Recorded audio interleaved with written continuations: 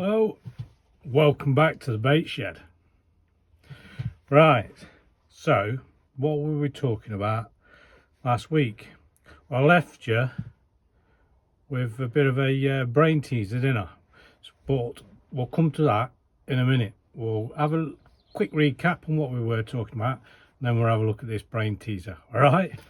Right, so we were talking quite a few times. We've done a few videos about hook length sizes, haven't we? And we've come to the conclusion for the majority of our sort of, should we say, everyday coarse fishing, float fishing in particular, whether that be something like waggler, stick float, pole float, we're best off on a hook length of around about 15 centimetre 6" is near enough the perfect length, hook length. Down to 4" 4" obviously certainly on we use for float, for small floats. I was talking about for myself, canal fishing, and 4" again, you've probably seen it on a lot of videos for commercial style stroke lake still water method feeder fishing or straight pellet feeder fishing, things like that. So a conclusion that there is some great pre-tie stuff out there. There is now more that are doing it sort of 6" 15 centimetre or 10 centimetre, which is 4" sizes, but there is still some out there that are way too long, and we're saying we need to cut them down. Should improve our fishing. It's not a hard fast rule, but it does make a difference. And on top of that, we've also looked at where we're putting the telltale shot, and we've sort of gone back a bit old school, and we've ascertained that if we're fishing, say, pole float or waggler and that, and we're trying to get it to dip down into that last bit, but we also want it to indicate as a lift bite, certainly even in this cold weather, fish sometimes are up in the water, and if we're fishing for sort of, if we know there's a lot of small roach and things like that that are fairly delicate, and they might pick it up on a drop, if we've got that shot, that last shot that might only be an inch away from the hook, if that's lifted up, it tends to hold the float up in the water, and we know, even though it's not a sail away bite, we know, well, we hope that the fish is on. All right, so it's just those little tweaks. I'd say it's not, fishing's fishing, it's different, everything, but it's something I've found that works for me. It's something that was passed down to me years and years ago, and I've gone back to it. It's helping me definitely on fishing for these smaller fish. For bigger bream and stuff like that, you can get away with a bit more movement, but again, try it. It's not going to hurt, is it? If you're struggling, try it. If it makes a difference, happy days. If it doesn't make a difference, nothing to lose. But the main thing is again, we've harped on about it, is making sure their hook lengths are not stupidly long when we're sort of general float fishing. All right, okie dokie, let's have a quick look at this brain teaser. All right, this is what we left with last time. If you're, so we'll go back, so you've cast out, sat there, 10 minutes has gone by. I've had 10 minutes, I'll reel in, maggots smashed to bits or worms chewed. I never even registered on the floats, not registered on the tip. I don't understand it. Anyway, you've chucked back out again, another 5-10 minutes, reel back in, same problem. It's like, wow. And it is, and it's like, why is this happening? One thing that was sort of mentioned to me years ago, and it's always stuck in my head, it's kind of, I don't know, how do you put it? It's almost as if we instinctively think that a fish's teeth are in front of its mouth, maybe because ours are. Obviously pike and zander are different, but they're not. The pectoral fit, I think it's pronounced pectoral teeth, and the down a fish's throat. So it could be, I don't know, inch, half inch. If you ever look down a fish's mouth, just trying to have a look to see what it's been eating, feeding on, its teeth are down there. So if that maggot has come back smashed up, or worm, whatever, it's perhaps been in the fish that far, and it's had a good munch on it and then gone, something wrong with this, poof, spat it out. So the question I left you with was, how do we look at getting round that? Again, there's a few people that have put some lovely comments on about talking about the last shot. Yes, great, that can be one of them. People put some comments on about obviously where the teeth are in the fish. So there's loads of different bits on this, and we could go off and on a tangent on it. Again, it's another one of those. It's a massive subject, so we'll try and just sort of do some little bits so you can sort of, again, hopefully it might help you out and you can think about it a little bit more. Maybe make a few little tweaks to your own fishing, and hopefully it will make a difference. So what would I do? All right, so what would I do? In my mind, obviously, if I've cast out, reeled in, whatever, maggots smashed to bits. There's a few things that was taught to me years ago, obviously talking about these teeth being down the fish's throat, and it swallowed it, chomped it, spat it out. Now, it kind of, I've heard it recently, and probably more on a sort of carp stroke specimen side of things, about hooks. And there's another bit element to it which we're going to have to talk about another day, because this is where I say it goes off on a tangent and all sorts of things. So we're going to stick with, before people think fluorocarbons, forget that for a minute. We're trying to stick to the easy stuff, because we're trying to look at general everyday stuff, everyday anglers. So we'll stick with normal monofilament hook links. So the one thing that was taught to me was hooks, hook size and bait size adjacent to that hook. Now, as I see it, and as I think it was sort of explained to me, and then you can put some comments below and your thoughts on this as well. Obviously, the mechanics of the way fish feed, to me, and I'm pretty sure looking at these underwater videos that are brilliant these days, and watching some of the guru stuff and listening to what they're talking about, generally a fish is a vacuum. It sucks bait in, or it's going along the bottom, it's sucking stuff up, it blows out what it doesn't want and effectively keeps in the food that it wants. So if a fish has been able to suck, we're going to stick with maggots, suck a maggot in, or two maggots in, and it's chewed on it and then blown it back out, thinking something wrong with this, or it's something I don't want, and blown it back out.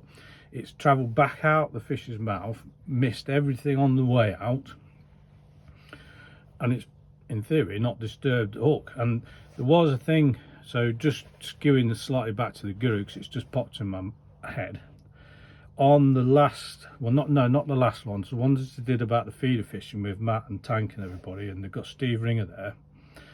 I can't remember who was sat in the seat box. It might have been Matt Godfrey that was sat in the seat box, and they're there on the video watching it, and a bream picked up some bait, and this was on about length of hook links more than anything, but it's also, they were talking that size of hooks, and they kept saying, you're not seeing anything on that tip yet, and that fish had actually picked it up and it was moving around, obviously quite happily feeding, not even registered in it. I can't remember the length of time it was, but it was something ridiculous. And then it was, oh, fish on, and then it was hooked. But if a fish is sucking it in and blowing it out, the main thing that was taught to me was hook size. Change your hook size. Don't go smaller, go bigger. So I was taught sometime in the shop, and then on my experience days, is balancing the size of the bait to the size of the hook. And this is relevant for, I think, for all baits really, even pellets. So if you're fishing, I don't know, size 18 with maybe a double maggot on, in my mind that's a bit on the cusp of whether that, when that bait blows back out, I would imagine that the maggots will probably fold over, which we do get fold overs, and it covers the point, don't we? Times we're reeled in, it's like, oh, bait's master point. Now in my mind, that's because the fish has blown it out, it's folded the bait over the hook as it's on the way out, and it's covered the point up.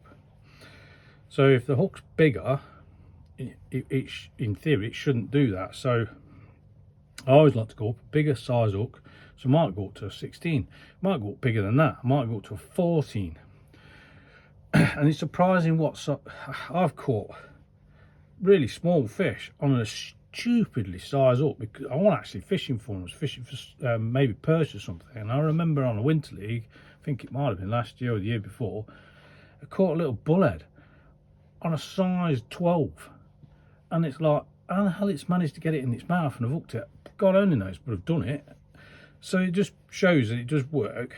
So go up a hook size, don't go down a hook size, go up a hook size. So then in theory, so if a fish is blowing that out, because the hook's bigger, it should hopefully catch on the lip on its way out. And so hopefully we've hooked the fish down and it's sort of tried to blow it out, it's hooked, it's felt the prick, turned, bang, whacked it in. But then there obviously is the other argument, sometimes we need to go smaller. And the time I'll go smaller is perhaps because there's a lot of small fish there, and they might just be picking up the bait and just mouthing it, and the hook's too big or whatever, and they can't actually get it in the mouth. You might have to go smaller. But I'd say probably, for me anyway, I'd say probably 90% of the time I need to go to a bigger hook size. So it might be worth a try. This is where obviously if we've got the hooks made up in a boxes and they're ready to go, you might put a hook on, fishing away, and you've got this problem. And it's just easy to just say, right, there's something not right here, let's try a different hook size. Go up hook size, problem solved. So where do we go on a tangent on this? Well, we can go all over the shop with this, really. There's all sorts of different avenues we can go down. I was trying to keep this relatively simple. So go up an hook size, try that. It's going to make a difference on the way you're presenting the bait as well. I mean, what we've been looking at the moment, certainly with where we're putting the telltale shot and that, and what we've been looking at in past videos, we're fishing, shall we say, dead depth or slightly up in the water. We're not laying on or anything like that. That's going into different realms. We don't really want to be we don't want to be putting shot on the hook link when we're fishing over depth, right? We'll look at that another day. That's a completely different subject. So we're fishing dead depth. So we're trying different size hooks, different patterns of hooks. There's loads and loads of different patterns of hooks, and again, that's another flipping whole different world. Try and stick with old school patterns, really. I know there's loads of different patterns out there. Certainly now we've gone into sort of, shall we say, the modern style of fishing, and they will make a difference. Slightly wider gaped hooks can make a difference. Still, that can go back to B520s, B511s, stuff like that can be narrow gaped, wider gaped, if we're quoting Kamasan. The way we put the maggots on, now this can make a big difference, and it's something, again, it wasn't until it was actually the competition days, really, going back into competition and competition properly, and I was actually sat behind, I can't remember who was sat behind top angler anyway, and I was just watching what they were doing, just interested for the day, just trying to soak in information. And I noticed they weren't hooking the maggots how I was showing how to hook maggots. We were always showing, you read it in the books, hook the maggots through the blunt end. Yeah, okay, I still now and again hook the maggots through the blunt end, but, and we ought to do a little demo on this. In fact, we'll do that on the next video, and just so you can actually see, because I haven't got any maggots here, so I can't show you. But hook it through the pointy end. You might see this on quite a few videos now. It seems to be becoming a bit more prevalent, more people are showing it. Hook the maggots through the pointy end, and it does make a difference, whether it's maggots or pinkies, hooking through the pointy end. Certainly if you're putting two on, it just seems to present the hook better, and the way they hang seems to be better as well, and you don't seem to get the foldovers as much either. So again, probably easier to show you and then you understand that. Another little trick you can do, but you can only really do it with using dead maggots, is threading the maggot around the hook and up the hook. Again, I can show you how to do that on a video. So that's kind of it really on that side of things. So we can go off into all sorts. We will look at fluorocarbons, because again, the way that presents, or the way, no, not the way it, well, yes, the way it presents, because of the type of line it is. But the mechanics of how it works, that's how I want to put it. The mechanics of how the rig works we're using fluorocarbon is a lot different to monofilament. And it's something, again, you can look into the specimen world and carp fishing and how their rigs work. And that's like the 360 rigs and the way things work, of the way they want the hooks to catch in the fish's mouth as they blow it out, we can take across into our general course fishing, and it does make a difference. We just need to scale it down, that's all. So as a recap, if you're struggling, you keep you're casting out, you know your float's right, so we've got that bit's perfect, we know that's right. You're coming back in, maggots or worms are smashed, just try going to a bigger hook. It could make all the difference. You're not going to lose anything, are you? You can only really gain. It doesn't take 5 minutes. If the hook's already done, whack another hook on, back out, hey, happy days, that's worked, or it's not worked. There is things we can go down the routes of float sensitivity and stuff like that, size, diameters of floats and things, and how the float's sat in the water and stuff. That can make a huge difference. But we're taking to the point of our floats are correct, because we've looked at those, we know how to shot them up, we've got them sat right, and we're just not registering a bite, or we're sitting on the tip, watching the tip, and we're not registering a bite. Now, somebody did put a comment on about fishing the tips. And again, harping back to the guru, the length of the hook links, certainly on sort of commercial stroke still waters, can make a massive difference to whether you're going to actually see that bite or not on the tip. But I've also gone to the realms of, because I was taught it, is going bigger on the hooks. And I know good friend John Locke, who fishes with me with Loughborough Saw, obviously River Fest champion, etc, etc, he won't mess about with hooks, even for fishing for small hooks, because he knows that if a fish picks him up, once that hook's gone in and try and blow it out, because of the size of the hook and maybe the pattern of the hook, probably 9 out of 10 times that fish is on. And whether he's pleasure fishing or out competing, exactly the same terms apply really. So have a think about that. Stick some, love your comments, so keep adding your comments in. We'll keep growing things, so we'll move on from hooks and we'll just keep adding a little bit. I'm going to try and get out. I'm not had time to go fishing, plus it's been bloody freezing. Why would I want to go out freezing? I know if I'm competing I have no choice, but I'll try and get out and we'll do some clips on fishing as opposed to just being here in the bake shed all the time. Yeah, just love some more feedback, some ideas, your ideas, experiences. Have you been out and tried what we've been talking about and it's made a difference, or has it not made a difference? Just, yeah, add everything in you can. Some subjects, fire some subjects. Is there something you want to talk about? That's it really. I'm going to go back inside because it is getting cold out here again. It's supposed to be cold for the next few days, and apparently it's supposed to start getting warmer, but the chances are once it gets warmer it's going to get bloody wet in it. Let's hope we don't end up flooded again. All right, so I'll see you all soon. Take care, and if you're out fishing, tight lines. Cheers guys, bye bye.